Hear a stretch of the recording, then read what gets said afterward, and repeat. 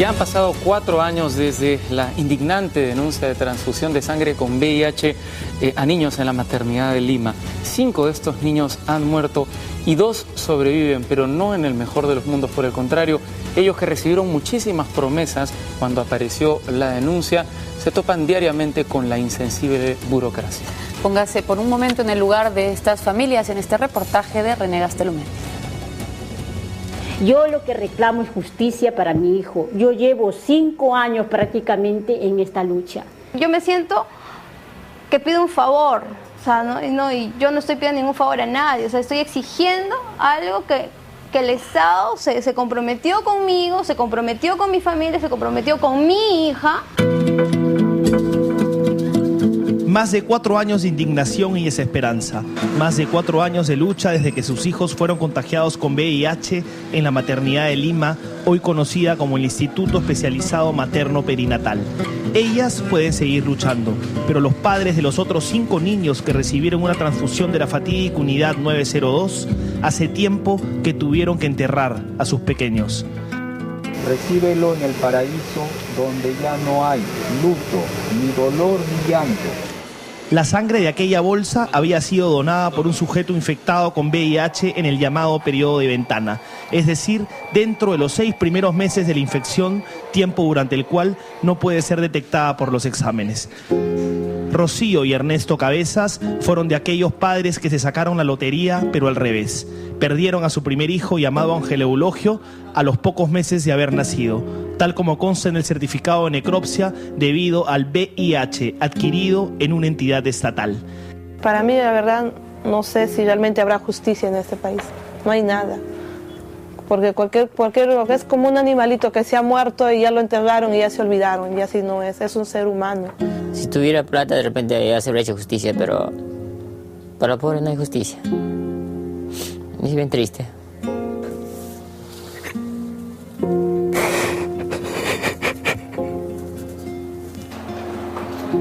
Entonces el mundo siguió dando vueltas como si la muerte de un pobre peruano indefenso fuese tan solo el fugaz parpadeo de una burocracia también peruana, pero llena de indiferencia.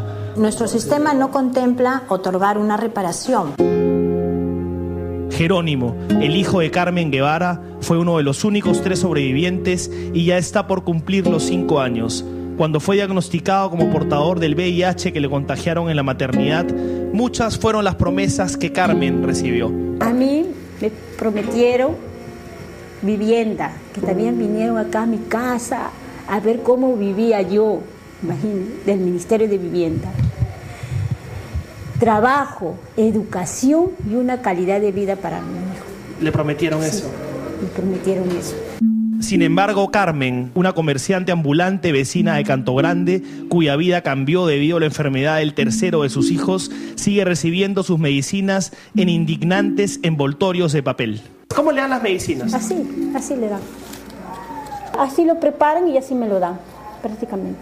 ¿Así le dan la medicina? Así. ¿En dónde se la dan así? En el hospital del niño. En el hospital del niño le dan así la medicina.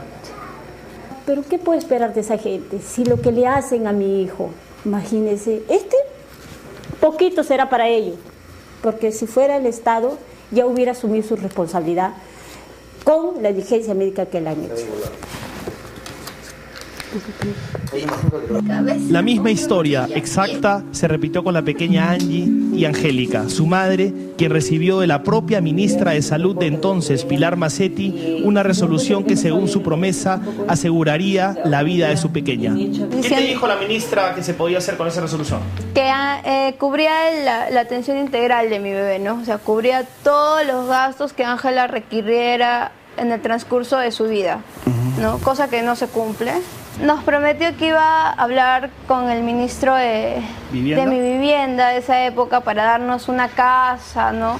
También nos prometió que a mí me dijo, no, tú necesitas trabajar, entonces yo voy a hablar con el ministro de Trabajo para ver si te pueden dar un puesto, pero como todavía tienes 17 años, hay que esperar un poquito más, pero yo te prometo que eso va a pasar, ¿no? Vas a trabajar para mantener a tu hija y puedas solventar sus gastos. También yo sé que tienes ganas de estudiar, entonces vamos a hablar con la ministra de Educación para ver qué se puede hacer para que puedas estudiar y puedas hacer de tu vida una vida normal y la de tu niña también. ¿Y nada? Y nada, o sea, han pasado 4 años y nada.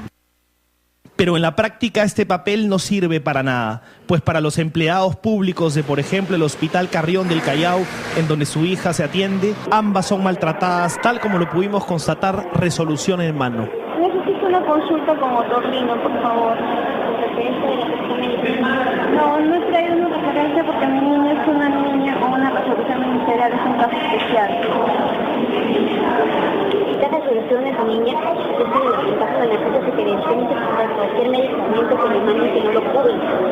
O sea, dándonos un papel que no nos sirve, ¿no? Entonces, se han reído de nosotros, no les importa si la bebé vive, si no vive, no son capaces de llamar y preguntar cómo va, cómo está.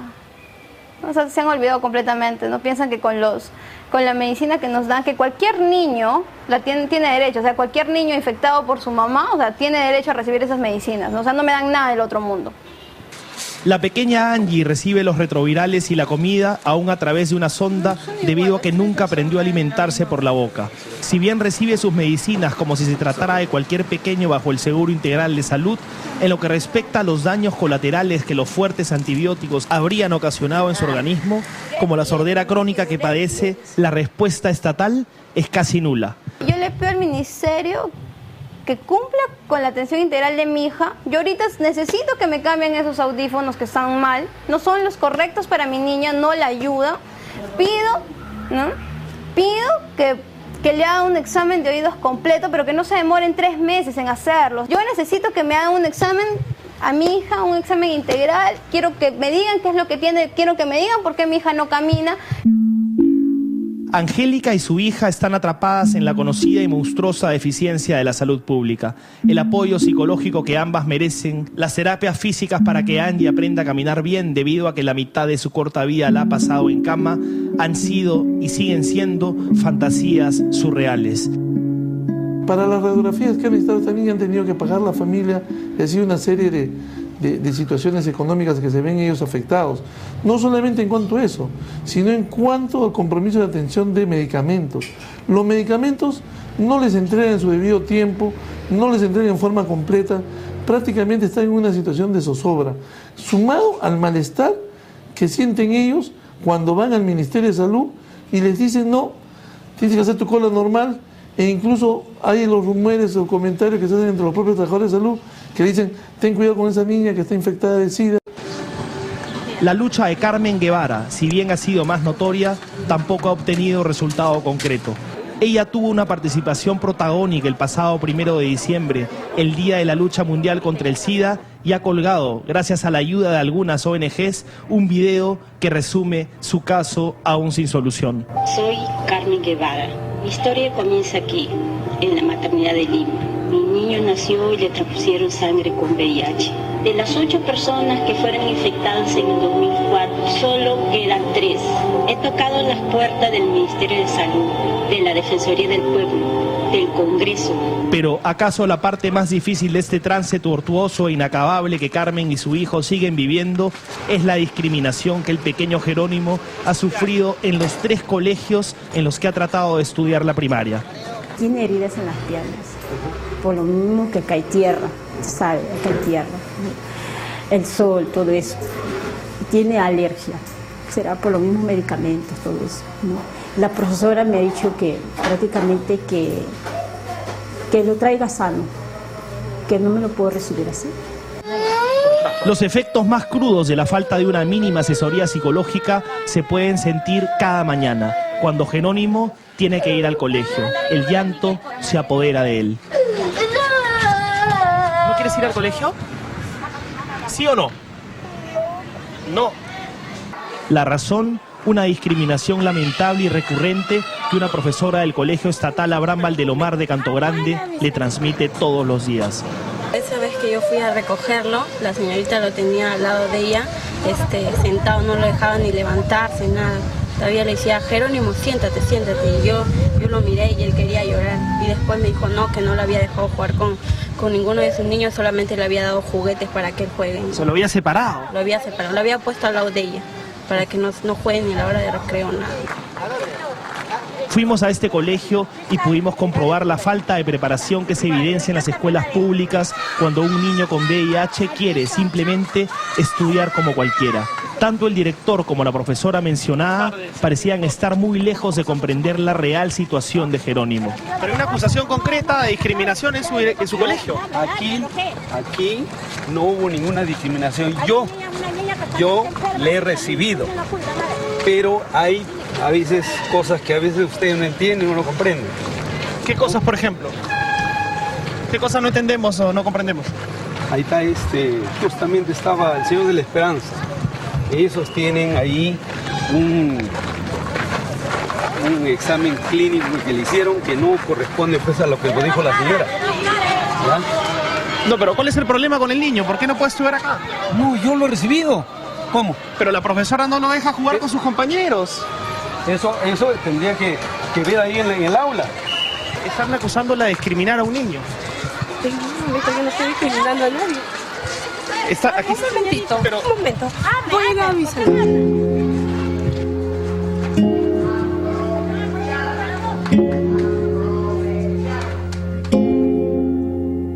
Y pensar que a este niño se le ofreció educación de por vida. Y pensar que este sufrimiento fue causado por el Estado peruano.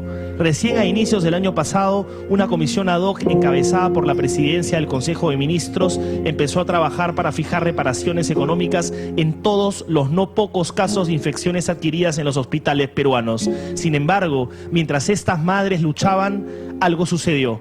Una mujer de 44 años llamada Judith Rivera fue contagiada con VIH en el Hospital Carrión del Callao, tras ser operada del útero a inicios del año 2007. La gran diferencia es que esta señora, según algunos, partidaria aprista, no solo fue recibida en Palacio, en donde se le pidió perdón por lo ocurrido, sino que el propio Olan García firmó una resolución suprema ordenando pagarle 300.000 soles como indemnización económica. Voy a plantearle al ministro de Salud una suma equivalente más o menos a 300.000 soles. El ministro de Salud entregó un cheque por 300.000 soles. Yo nunca pensé que iba a ser cierto. Realmente yo me pregunto, si usted, doctora Olan García, le dio una reparación a la señora Judith Rivera, ¿por qué no a los tres que quedan? Lo único que le pido a usted es justicia para mí. Indemnizaron 300.000 su casa y trabajo para ella, para su esposo, para su hijo.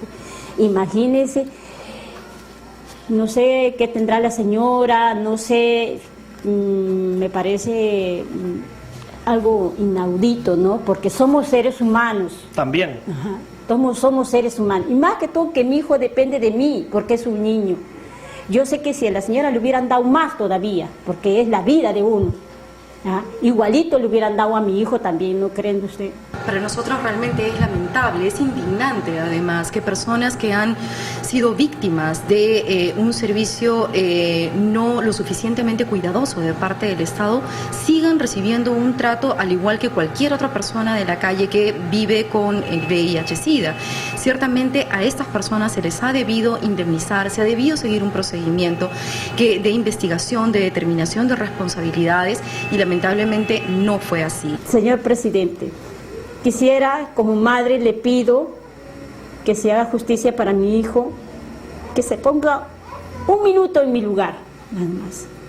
¿Qué sería que usted o su esposa fuera a dar a luz y le vengan a hacer a eso a su hijo? ¿Cómo se sentiría? ¿Pero qué dicen las autoridades del Ministerio de Salud ante esta clara inequidad? El caso de la señora Judith Rivera, si usted lo pone como rápido, marcó el inicio de la responsabilidad del Estado en contagios con el VIH-Sida. Lo único concreto es que dentro de las recomendaciones que determinó la comisión ad hoc creada a inicios del año pasado, se establece la inclusión dentro de las posibles indemnizaciones al grupo de las 8 madres de familia que no fueron tan afortunadas, entre las que están Carmen y Angélica, cuyos pequeños fueron contagiados en la maternidad de Lima. Las indemnizaciones económicas, por ser casualmente económicas, tienen un proceso que seguir porque hay una responsabilidad del Estado también de manejar bajo ciertos parámetros el dinero que se puede otorgar en calidad de indemnización. O sea, un caso A no puede ser muy distinto al caso B y cada caso tiene su particularidad. ¿Va a haber una indemnización para esas personas? Por supuesto que, pero ya está mal empleado el término. ¿Va a haber la indemnización ya se ha dado. ¿Va a haber una Lo que falta es la económica? compensación económica, que es parte de la indemnización. Sí, lo va a haber. Mientras las autoridades de este país se ponen de acuerdo, la vida de Jerónimo, Angie y la de sus madres siguen transcurriendo con la lamentable y eterna fragilidad de los excluidos, en este caso por partida doble.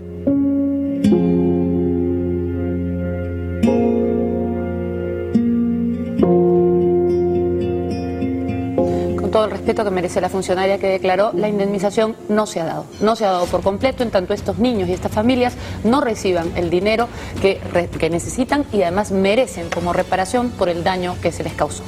Hacemos una pausa.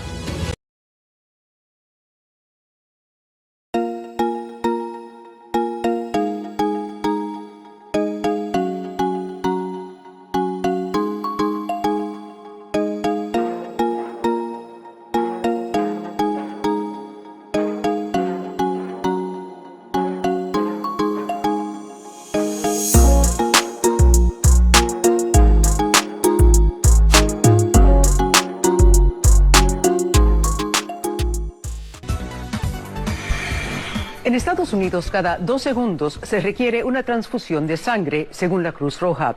Aunque muchas veces son de rigor en cirugías de alta complejidad, hay personas que por razones religiosas no aceptan este procedimiento. Es el caso de los testigos de Jehová, a quienes su fe les prohíbe recibir sangre. Juan Carlos Aguiar conversó con un paciente que le contó por qué muchas pueden llegar a ser cirugías prohibidas. Los últimos 30 años, Rolando Pérez ha mantenido una costumbre en la que se esmera al máximo. Padre Santo, Jehová Dios. La oración de cada mañana. Yo vivía una vida normal, pero inclusive muchas veces no pensaba en que Dios estaba ahí. Siempre pensaba que todas las cosas las podía resolver yo. Sin embargo, no siempre ha sido así, como reconoce este dominicano a sus 70 años. No era un hombre de fe. Ese camino lo emprendió junto a su esposa, Mary Bernhardt, como lo recuerda Lucía Pérez, la segunda de sus 4 hijas. Mi mamá le enseñó que ser testigo de Jehová no era cuestión de fanatismo, sino de fe y de esperanza. Paso a paso, se hizo fiel a esta religión cristiana a la que pertenece desde entonces. Después que lo conocí, sí veo la importancia de tener una buena relación con él, porque él ayuda a uno a tomar decisiones difíciles en la vida. Una de esas decisiones fue enfrentar la posibilidad de morir, luego de que en una visita sus hijas lo encontraran muy enfermo. Él tenía todas las venas tapadas, había sostenido demasiado daño al corazón. En República Dominicana, donde vivía desde que perdió a su esposa en 2016, el panorama era bastante desalentador. Porque inclusive ellos me dijeron que podía quedarme, cuando me acostara, podía quedarme muerto. Su rostro demacrado a finales de 2020 era el reflejo de la pérdida de muchas de sus capacidades físicas. La solución, una cirugía de corazón a la que se opuso. Los testigos de Jehová, por sus creencias, no reciben transfusiones de sangre. Hay varios textos bíblicos que demuestran que nosotros debemos de atenernos a la sangre.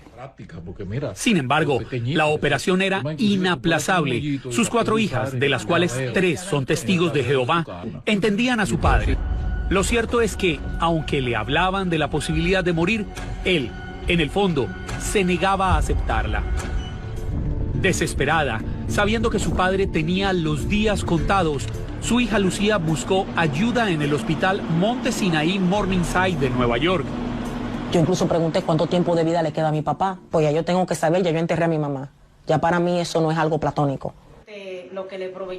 El doctor John Puskas, experto en quienes no pueden recibir transfusiones de sangre, evaluó a don Rolando y ratificó lo que ya sabían.